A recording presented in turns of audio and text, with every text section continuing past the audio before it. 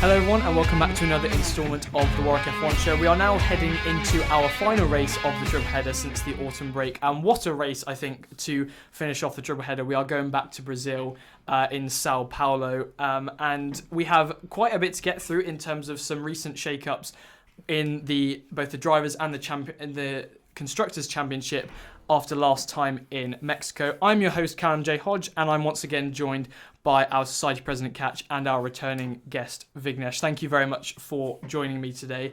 I think first off, before we mention anything to do with the track and to do what we might expect from the weekend, we do want to have a bit of an update on our constructors battles and particularly what we want to be looking out for in Brazil, what we can expect to change up. The main one being that last time round in Mexico, we had the Ferraris and the Red Bulls switch round positions, which means that Red Bull are now down to third, which is a huge hit for them. And so they're going to be looking to get some kind of response against a Ferrari, which is not looking like it's showing any signs of stopping anytime soon. Exactly. That means the top three teams are all on over 500 points as well, which is pretty incredible. I know that there's more points now in these regulations, but it's really good. Ferrari jumping 33-point gain on Red Bull was impressive in Mexico. And to be honest, that can only be extended. I personally think it's unlikely they'll catch up to McLaren, but that is still a threat. Red Bull have been dropped, and whether they have this comeback or not will really depend on the performance of Sergio Perez. Yeah, no, absolutely, and it will depend on the performance of Sergio Perez, if there are any shake-ups with the lineups of the maybe the rumours that Perez might be what we talked about last time round in our Mexico review of whether Perez might be being dropped after Brazil. This is something that has been talked about as a rumour, we should mention, but it certainly has cropped up. Vignesh, what do you think is going to be kind of the order when we come to the end of the season exactly in that top three in the constructors? Do we think that it's going to stay as it is, or are we going to see, I think maybe a bit more unlikely that Red Bull will come back into the battle, but any switch-ups between McLaren and Ferrari even? I don't think so. Based on the tracks that we have left, it's quite unlikely that Ferrari would outscore McLaren. I feel like the only track that favors Ferrari out of these four is Las Vegas. And even then, with the cold temperatures in Las Vegas for this year, it might be a struggle during qualifying. So I think, without jinxing it, I think McLaren have P1 in the constructors in the back. So it shouldn't be a case. I think Red Bull will fall further behind, given how Perez's performances have been going. And I think with signs of motivation to finish the season on a high, Leclerc as well, I think they'll have P2 in the back as well. Another team that has also been doing well in the constructors we should mention is Haas, who did again very well in Mexico. We had a 7th place finish from Kevin Magnussen, arguably one of, if not his best performance of the season. And then Hülkenberg also finishing in P9, so a double points finish for Haas. And they seem to be fairly comfortable now in that battle for 6th between RB and, we said arguably Williams, especially when Colapinto came in. I think it's more now becoming a 2-horse race between RB and Haas. And I think it will still be interesting depending on how Lawson gets on as well, because I feel like he certainly still has a lot more to give from the last few races of the season. But I do think Haas are getting a lot more comfortable in the position that they're at, which is an absolutely incredible feat for them. Yeah, it really depends on the chaos that can occur in the races, because like we've said for many races now, it is only really those final 2-3 points positions that could actually impact. And the Williams are not, I think they will admit themselves, they're not in the battle for 6th. It was a nice idea until Haas have double points finishes like in Mexico. The main surprise, with Gasly getting that extra point, Alpine in 9th are only 3 points off Williams in 8th. Yeah, Williams are now actually having to look more less in front of them and more behind them with Alpine. Crash as well, they're obviously focusing a lot more on spending more on keeping the car in one piece and redeveloping those parts. It means that they can't have any last minute developments, like, for example, they brought the upgrade to Zandvoort, which obviously, as we remember, got a bit destroyed. So it's a bit of a shame for them. Maybe circumstances are different. It was the best decision to take on Colapinto, 100%, no one will doubt that. But I think it's more unlikely that they'll move out of that 8th place. I doubt they will go down to 9th, but it is a concern. Yeah, I think it seems quite weird because we've talked about Williams a lot and some good performances they've had this season, and so I think it's just a testament to how maybe inconsistent some teams. There's never really been some teams that have just gone through the whole of the season and been performed at every race, and some that have never performed, apart from maybe Kicksal. But it's been a bit more complicated than that this season, where we've had teams on and off really at different races throughout the season, and that means that even though Williams, it seems that they've had a good few races, they are kind of struggling now in this battle for 8th with Alpine, and also shows I think the progress that Alpine have made throughout the season, again because they were so bad at the start of the season, but nevertheless it's progression that they've shown to try and get back to just a little bit of where they were. Vignesh, can you expect Williams to maybe drop behind Alpine? Maybe I'm the only one who in the room who thinks that. Maybe I can see Alpine catching Williams, honestly. Because I'm not sure about Williams' performances on any track except Las Vegas, because you know how Williams are known for their straight line speed, where Alpine's struggle with that. So I think Gasly's performances lately have been quite underrated. He's gone quite under the radar for getting those 2-3 points, however much he can, especially given that the top 4 teams have settled for the top 8 spots. So it's nice to see Alpine climbing back up and Gasly putting these performances whenever possible.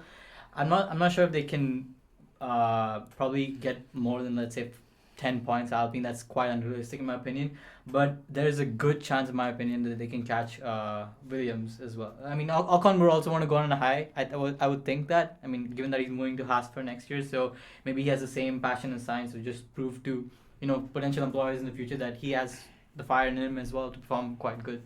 Yeah, absolutely. I think you did mention that maybe you're the only one who seriously thought that, but I really wouldn't be too surprised if Alpine were able to overtake Williams. I mean, realistically, we would have said at the start of the season that's what they should be capable of, but I suppose our perception of them has changed this season with how poor their car has been and how much work they've had to probably put in just to get back to where they were, really.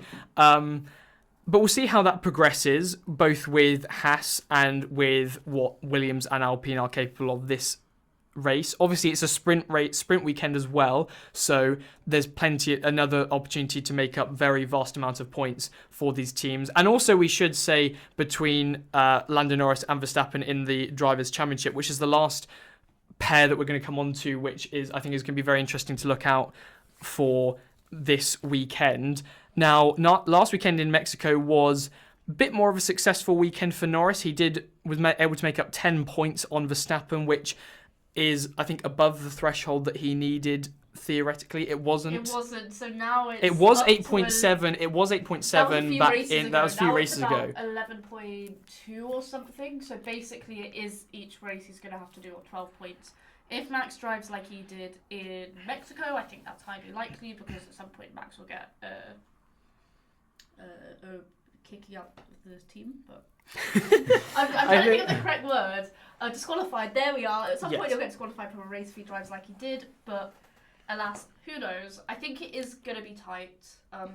It's just a bit of tension. I think it's just a bit of fun at this point, being like, oh, I wonder whether Lando's going to get these points on Max. It's a good talking point for all of us, but we all realistically know that Max is going to have this championship sewn up, which is fine, but as long as we get to Abu Dhabi and it's impossible for Lando to win the championship, then it's fine. Yeah, I certainly think that when we were talking about this championship battle between Norris and Verstappen, or this potential championship battle, I should say, between Norris and Verstappen, we were kind of waiting for some point in this triple header where we have a seriously good race for Norris, where maybe Verstappen DNFs or finishes outside the points and Norris wins or makes up that kind of points difference. That's when the pressure starts being applied to Verstappen, but it hasn't really occurred. So even though Norris has maybe outscored Verstappen by a little bit throughout this triple header, it still hasn't been enough to properly apply the pressure, and Verstappen still seems quite comfortable, I think, in the position that he would be.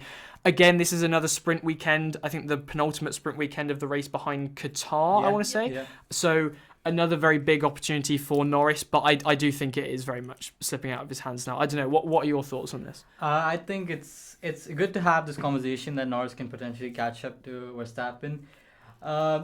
In my opinion, I think Verstappen has his fourth title secured. I'd like to throw a fun fact in as well. I think it'd be the first time that a driver from a team placed below second in the constructors wins the championship since Keke Rosberg in '82. Wow. You can fact check that. Oh my God. You can fact check that. I don't know, but I remember this fact being thrown around quite a bit if Verstappen were to win it. So that's an interesting fact for almost like 40 years. And This is assuming that Red Bull get assuming, third. yeah, of course, third in the constructors. And the second thing is that I believe, I don't know again if it's true, but there were rumors that Verstappen might take a five place grid penalty this weekend for replacing an ICE. So Yeah, that his might be engine on the was a cards. His engine was a bit dodgy over the weekend, so I wouldn't be surprised if that happens. But So again, another opportunity that Norris might be looking to take advantage of. But I think that's incredible stat there that you said from since '82. But then to be fair, it's been. It's unlike anything we've ever seen in terms of we've already talked about this of the gulf between two drivers in a single team, especially a top level team, and where that points difference and that performance difference really shows in the amount of points that these drivers are getting. So yeah, that'll be really interesting if that does happen, which I think is quite possible. But we'll move off from the teams. The two main things I think we should talk about track related is there is a possibility of rain. I think we talked about going into this weekend, and also more importantly, the whole track has been resurfaced, including the pit lane. So we're maybe looking at a bit of chaos, maybe a bit of unpredictability in terms of the way that the track responds for the drivers on these different compounds of tyres. I think it definitely is. We are expecting a little bit of chaos, especially because there is only one free practice session before we even go into qualifying. Friday's not looking like there's going to be much rain. Saturday there's a 60% chance, and Sunday there is also a 60-50% chance. So it's no matter what, it's going to be cloudy, it's going to be colder than maybe teams like Ferrari would like. So it'll be really interesting. And with the whole track being resurfaced, it's so green. There hasn't been any, I don't believe there's been a single other series that has raced on that track or used it properly before F1 arrives. So it will take a while to rub it in. Maybe the teams won't be completely aware of how their cars react, so we might see some surprises like we did in Mexico. Maybe we get surprise early exits from some people, but it should be fairly uncertain, fairly exciting. So when the British media and commentators start talking about rain, it is legit. There is rain. You've heard it here first. But there was a brief bit of talk about it in Mexico, wasn't there? And I think but we they panned got into bored. panned into one team's device, and it was like, oh, very little chance of rain. Yeah, or it's something. like great metric. But Well done. but yeah, I think certainly I would certainly not say no to a bit of rain in Brazil. I absolutely love. I think this track is probably my favourite track from the ones that we have left, even though I suppose there's not much There's not many competition. There's not much options. competitions, but no, I'm really excited for this one, I think, and that could certainly offer a bit of chaos for the race. Yeah, I think hopefully I'm looking forward to see what the track has to offer, especially given its resurface. It kind of reminds me of Turkey 2020. I don't know if you guys remember, where they completely resurfaced the track, and it rained as well that weekend, where we had a Stroll pole. So maybe there's another Stroll pole in the cards. We saw it last year, to be fair. Stroll qualified P3. If it was only 3 drivers could get their laps, and it was Max, Charles, and Stroll. I can't believe you're talking about this when Oscar, who is a big Lance Stroll fan, has exited us from doing the Mexico review with us. But yeah, you never know. And I think that I would like I said, I'll certainly not say no to that. And the only other thing that we should obviously briefly mention is that there is going to be a lot of tributes for Senna this weekend, Brazil, which I think is really nice to see.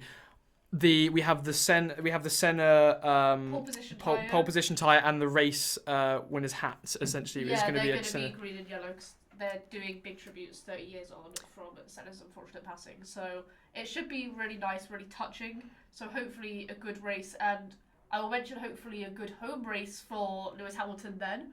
That would be really great to see him do well at a track in a country that he loves and that loves him so much. Yeah, and there also may be the possibility that Hamilton might get to drive one of Senna's cars for the weekend, which I think will also be a very good possibility if that does happen. Although that is only a rumour, so it's still a hope rather than a reality so far. But I think we'll jump into our predictions then for Brazil. I think we've covered most of the things that we have to look out for this weekend as the final race of our triple header. So for anyone that hasn't joined us previously, essentially we do predictions for our top 5 in the race, and also we make a 1, 2, and 3 point prediction where the more points that it's worth, the more unlikely the prediction is to happen. And we also take it in turns for picking the winner, essentially. So this time round, I believe that it is Katch with the first place priority. And so who are you going to go for?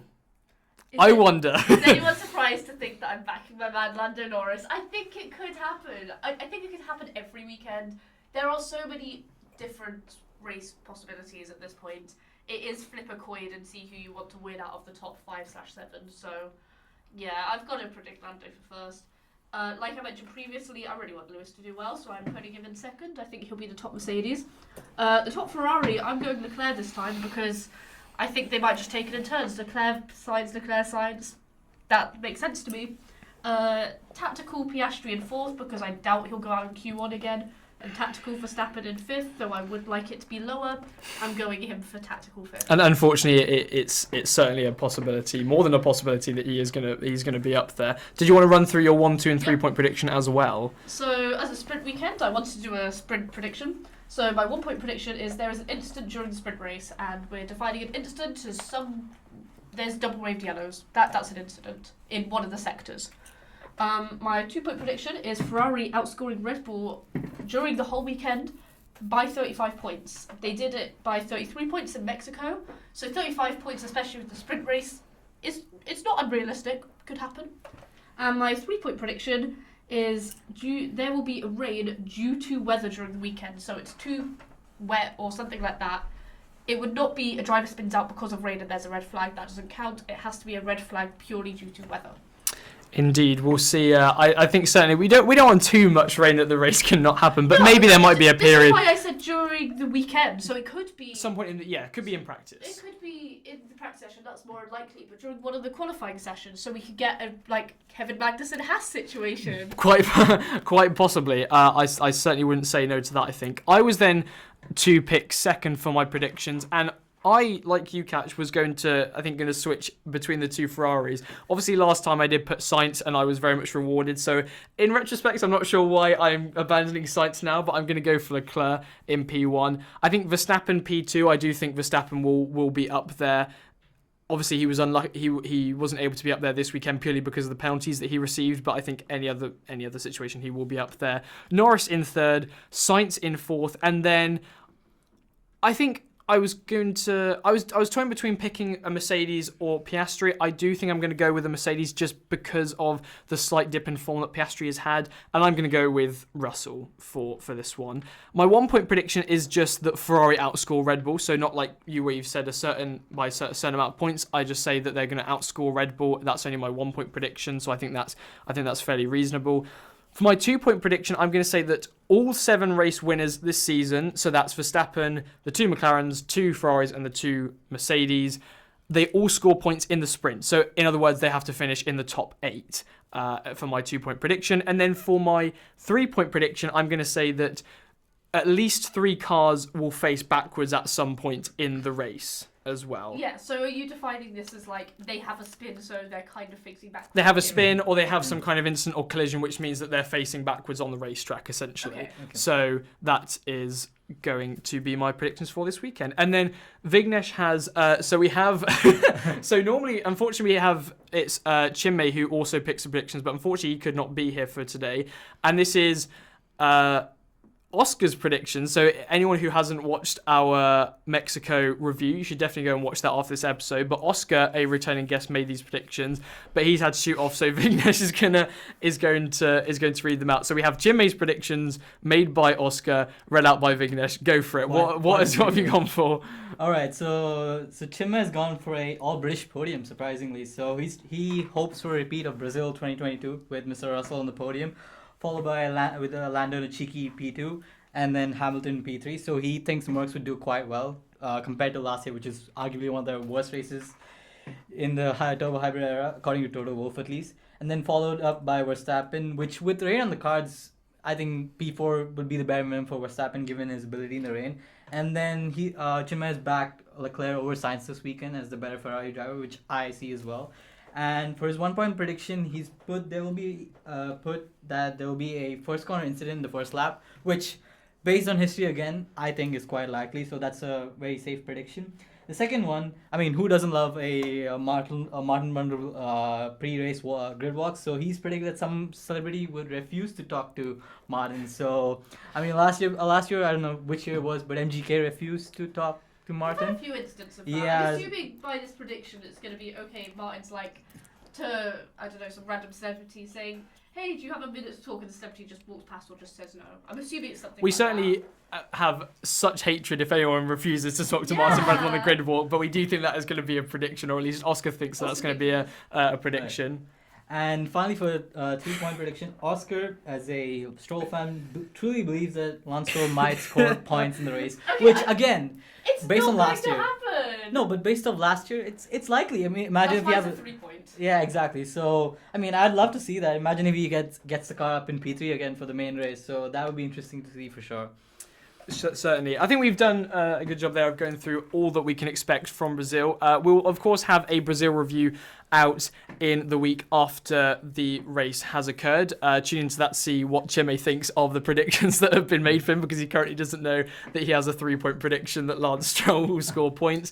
And, of course, we'll have plenty of other episodes to keep you occupied until our the following race in 2 weeks' time after Brazil. But until then, thank you very much, Katch and Vignesh, for joining me. I've been your host, Callum, and until next time, goodbye.